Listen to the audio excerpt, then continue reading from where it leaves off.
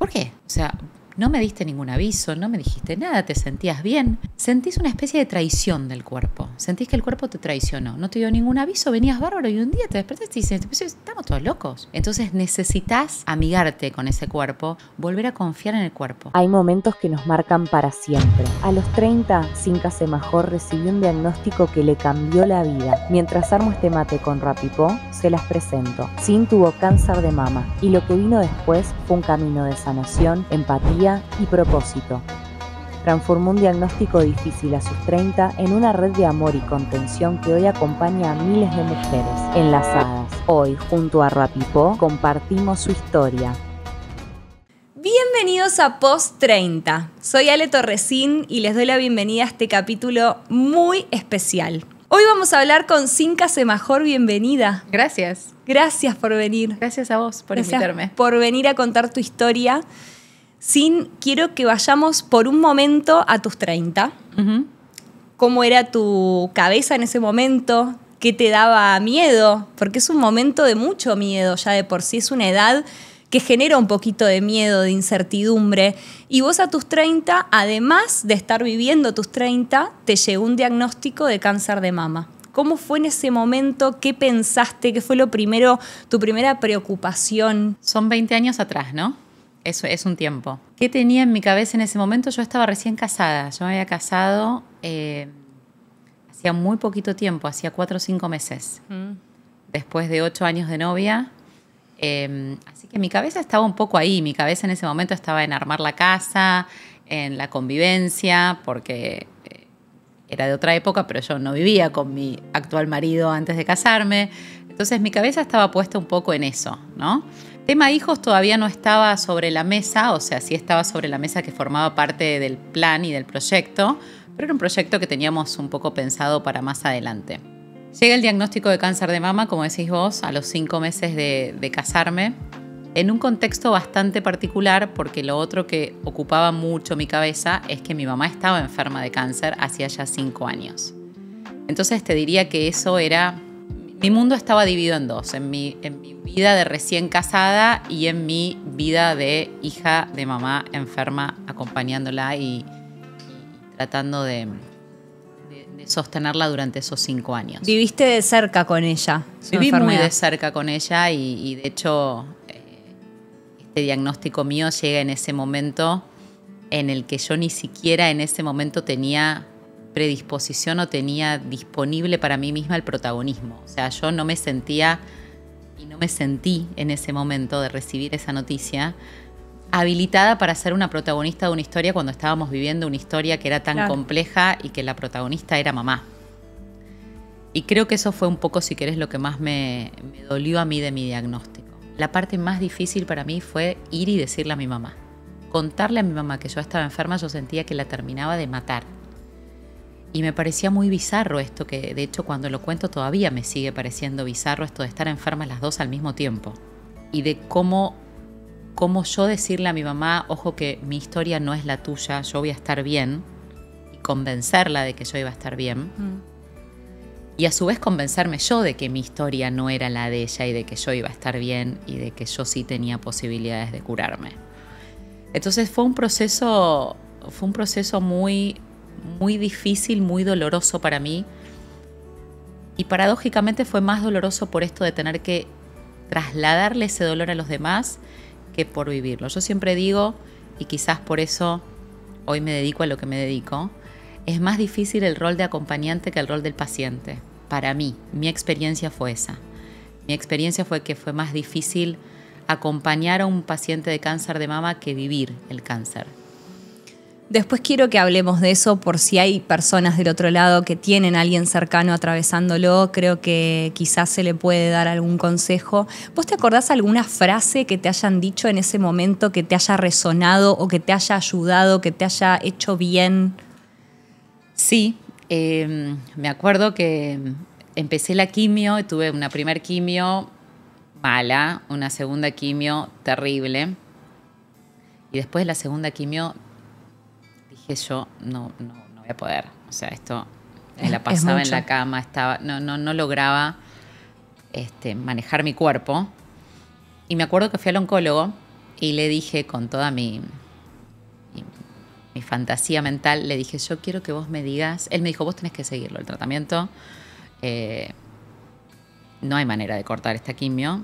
Dije, bueno, yo lo voy a seguir, pero yo quiero que me digas qué tengo que hacer para no volver a enfermarme. Fíjate qué pregunta ridícula, ¿no? Porque obviamente ya estando la enferma, pregunta era claro. ridícula. Pero el tipo, muy amoroso, era un capo, Recondo, Gonzalo Recondo, me dijo, mira, yo no te puedo decir qué puedes hacer para no enfermarte. Ahora, sí te puedo decir que hay algo que sí depende de vos, que vos podés empezar a hacer y que va a mejorar muchísimo tu posibilidad de no enfermarte ni de esto ni de nada. Le dije, te escucho. Me dijo, bueno, vos tenés que tratar todos los días de tu vida de transpirar. Todos los días de tu vida hacé ejercicio, hacé algo, hacé lo que quieras. Cuando estás después de las 48 horas de la quimio y no podés correr, caminá. Cuando puedas correr, corre.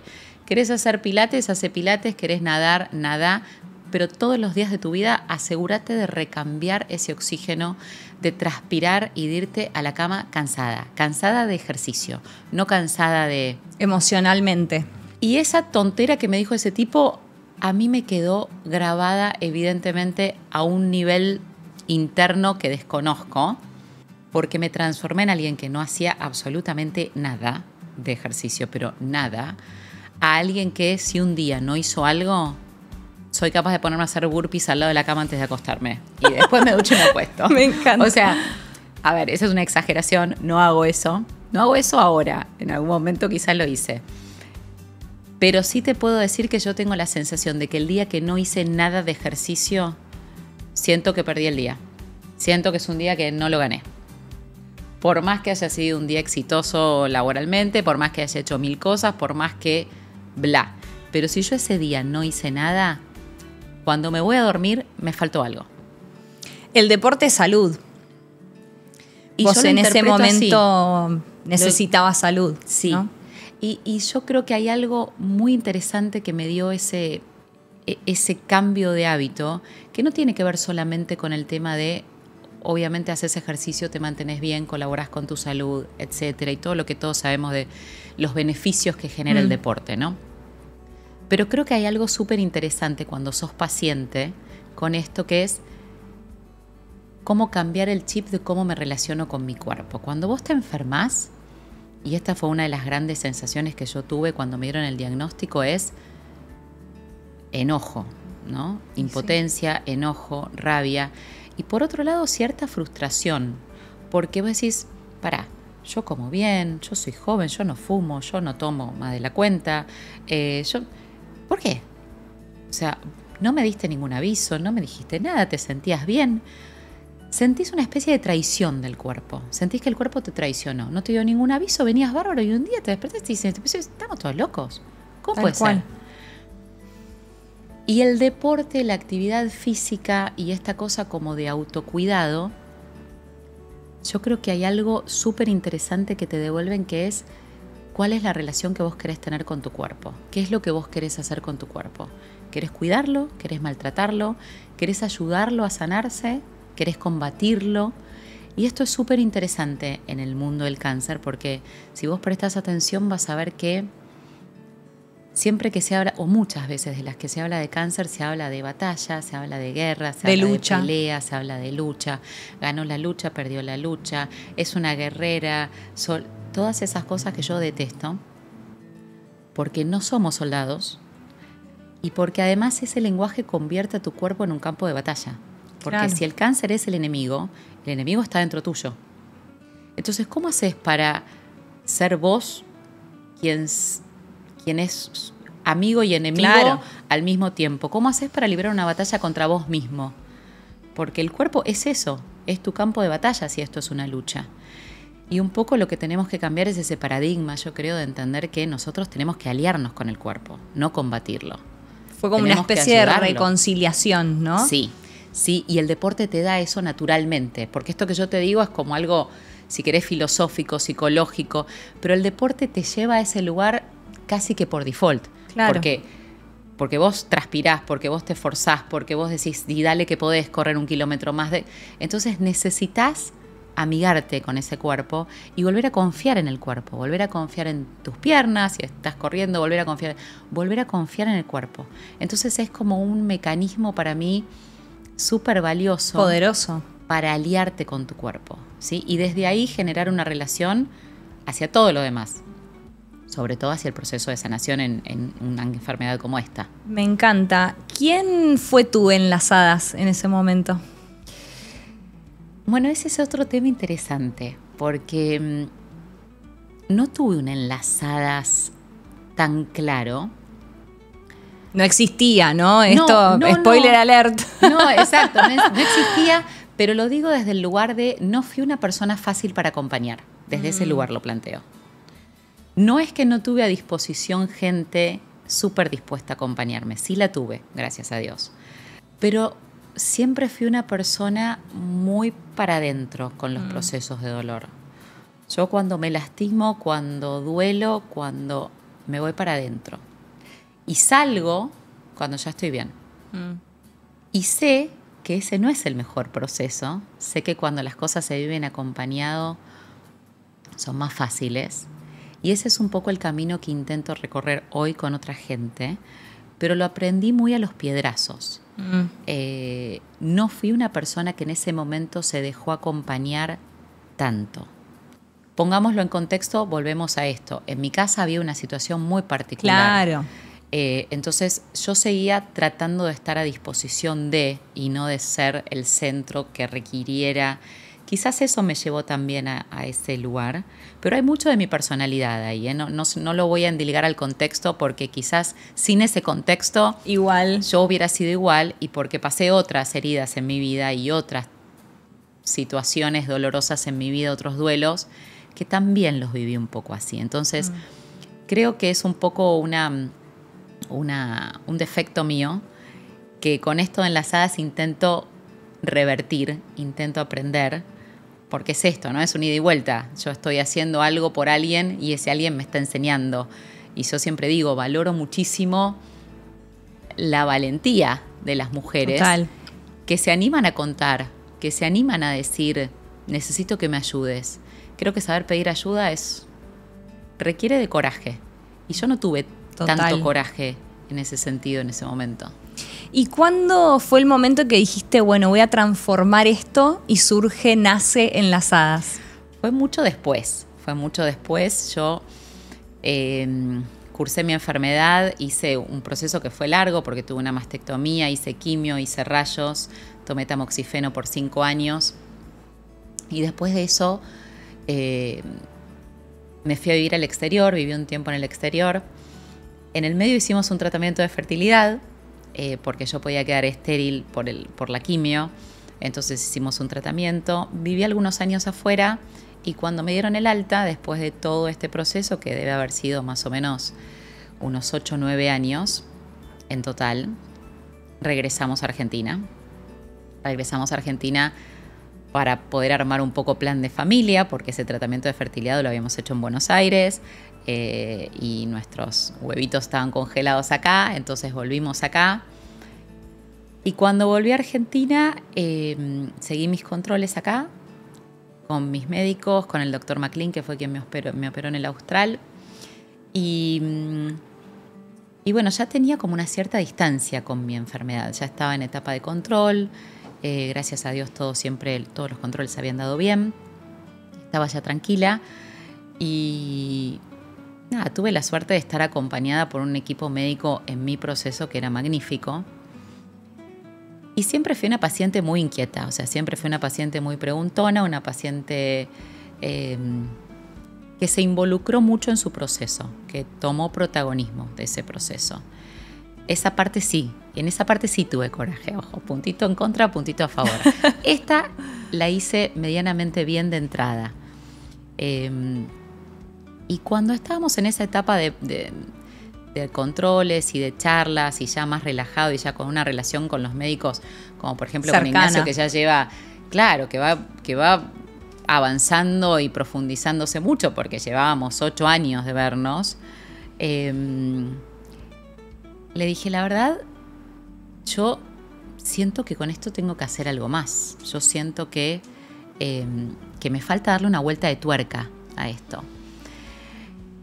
Y bueno, fue maravilloso porque son esas cosas como mágicas, esas voluntades mágicas que se cruzan en algún momento, porque en paralelo, Ignacio Maclean, que es el director del Centro Mamario del Hospital Austral, Daniela Berdinelli, que es la psico-oncóloga del Austral y del Fleming, venían ellos conversando desde la perspectiva profesional un poco lo mismo que yo estaba sintiendo desde la perspectiva del paciente, que es decir, hay muchas cosas que pasan en la vida de una mujer que atraviesa un cáncer de mama que escapan al consultorio médico, que nosotros no podemos atender.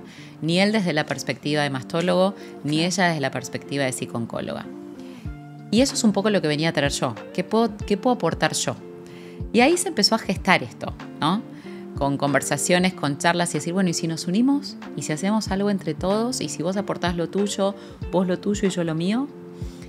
Porque una mujer que tiene un diagnóstico de cáncer de mama, hay 1000 cosas que le pasan que el lugar para hablarlas o la persona para hablarlas no es el mastólogo, no es el psico-oncólogo, no es el ginecólogo, no es el oncólogo.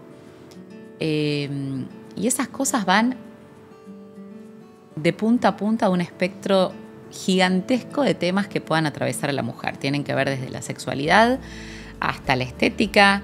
Se me cae el pelo, se me caen las cejas, se me caen las pestañas. Tengo 30 años, como era mi caso, ¿voy a poder tener hijos? ¿Qué pasa si no puedo tener hijos? El impacto estético, o sea, te sacan una teta o te sacan las 2 tetas.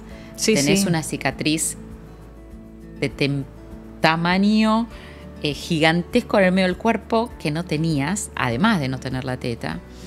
Estás más flaco, estás más gordo, estás sin pelo. ¿Tenés hijos? Que no era mi caso. ¿Cómo se lo digo a mis hijos? ¿Cómo manejo este tema con mis hijos? ¿Qué les cuento, qué no les cuento? ¿Hasta dónde les digo? ¿Cómo se los transmito? ¿Qué hago en el trabajo? ¿Me pido licencia? ¿No me pido licencia? ¿Sigo trabajando? ¿Puedo hacer ejercicio? ¿No puedo hacer ejercicio? ¿Me conviene hacer ejercicio? No sé. Sí, sí, Te miles, tiro miles de 5, miles de pero miles. son miles, o sea, es la vida de la mujer de punta a punta, porque además la teta es todo un símbolo, ¿no? Total, de la mujer. Total. No es lo mismo tener un tema en un brazo o tener un tema en una mano que tener un tema en una teta. Que te saquen una teta ya de por sí tiene un impacto fuerte para Sí. tu feminidad, para Sí, tu total. sensualidad.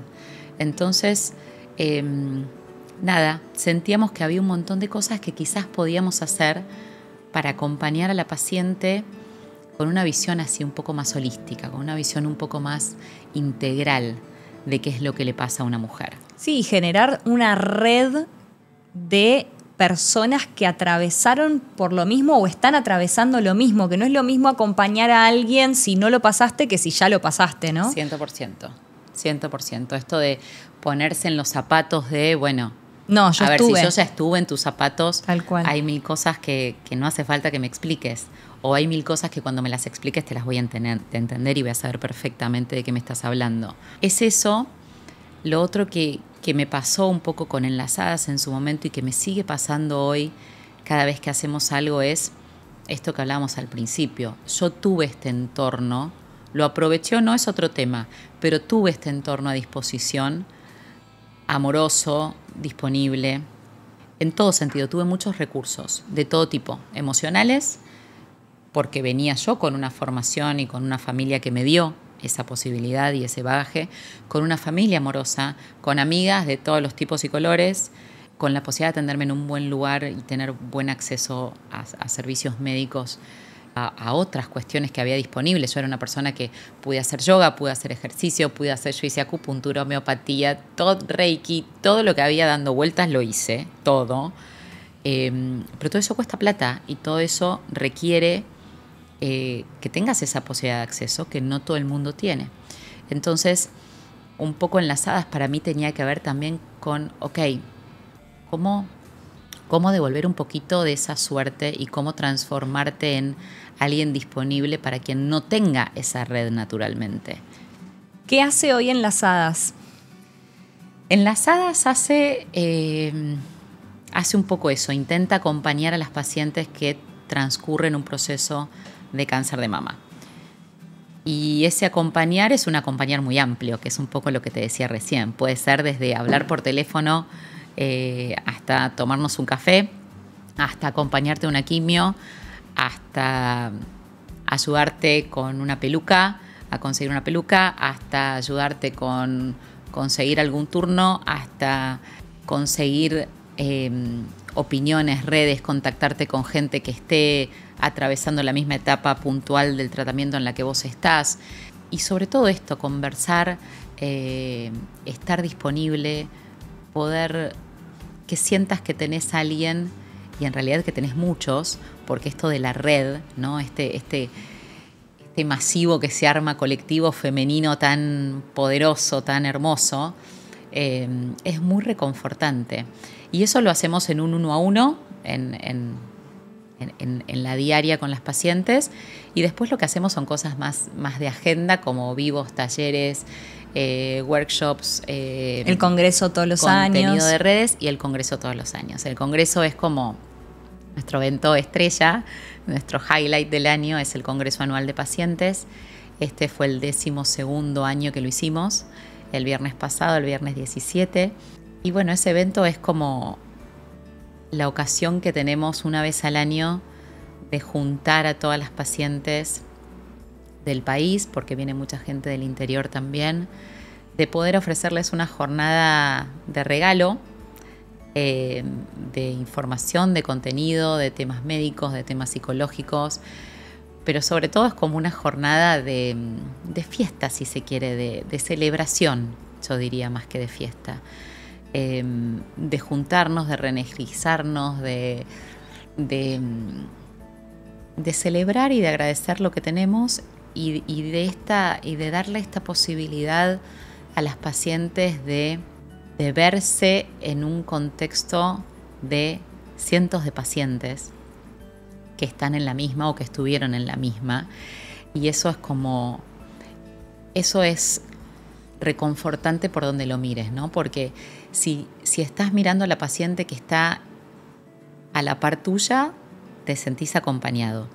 Y si estás mirando a la paciente, que puede ser mi caso o el resto de las chicas de Enlazadas, que tuvo este proceso hace 10 años, 20 años, 30 años, te puedes sentir esperanzado.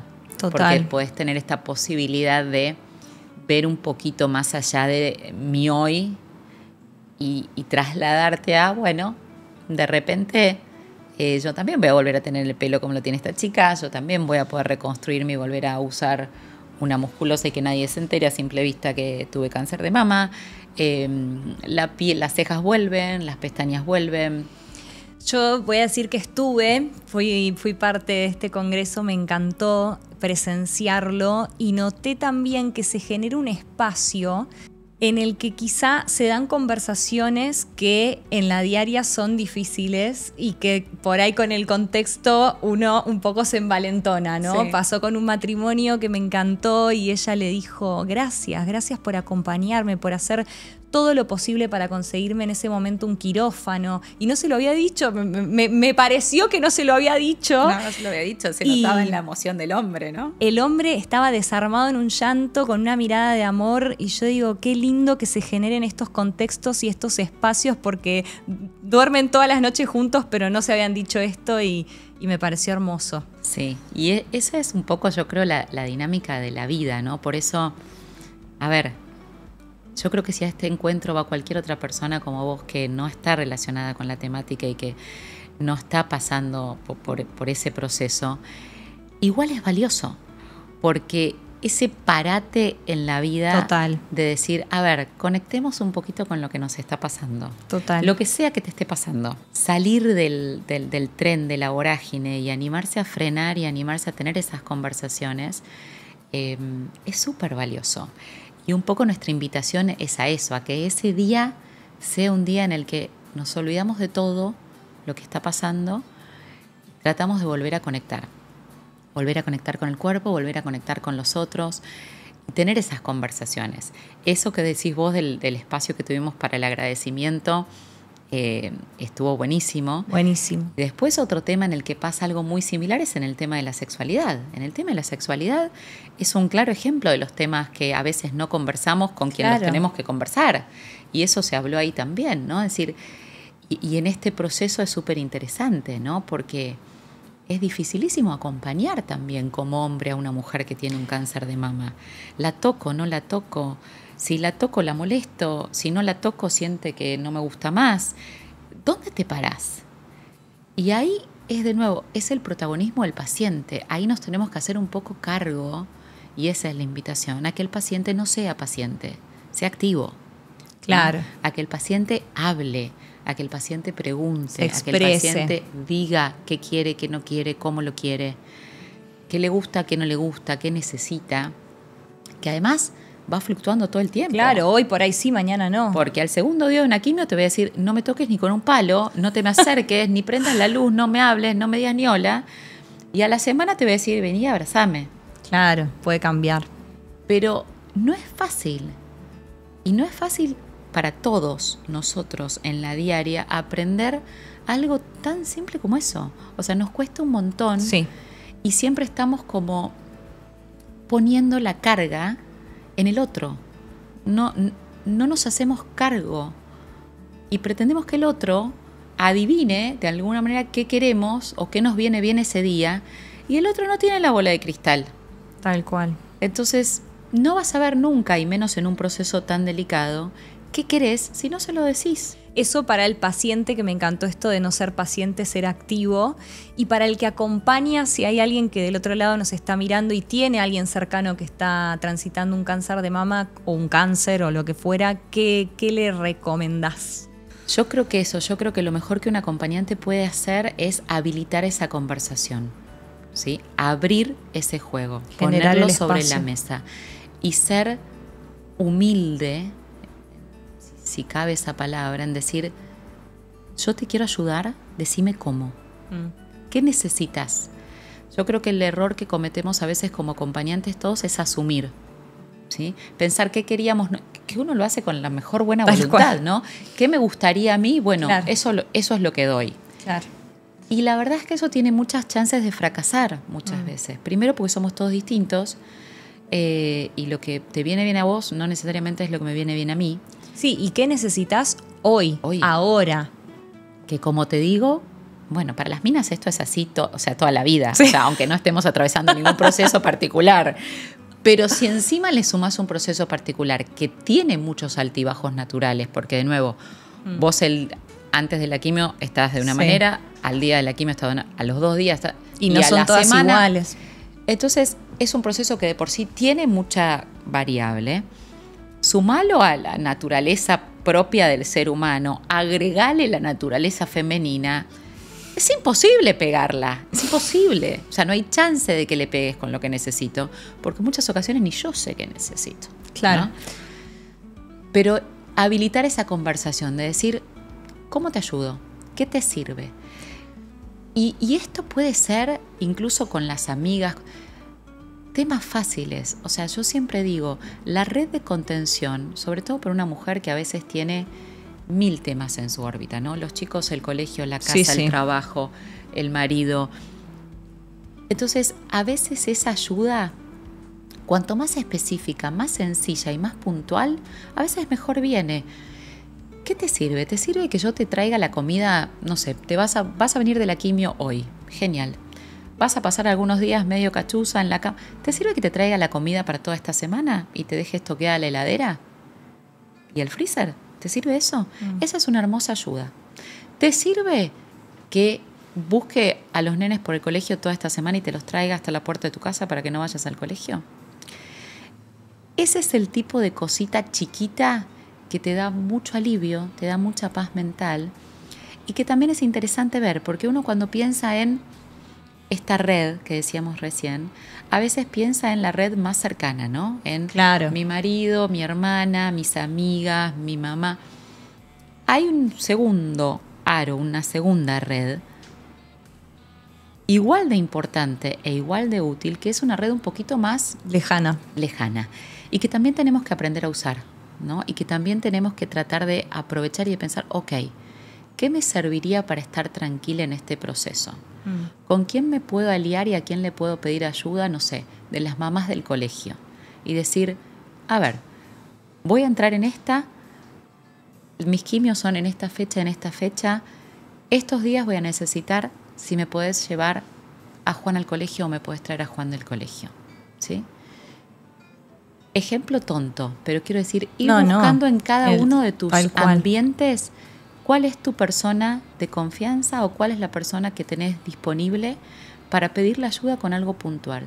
Y animarnos a hacer eso, porque si haces eso, te armas una vida mucho más fácil en ese contexto, que te va a permitir enfocarte y dedicar la energía a cosas que realmente necesitan de tu atención. Total.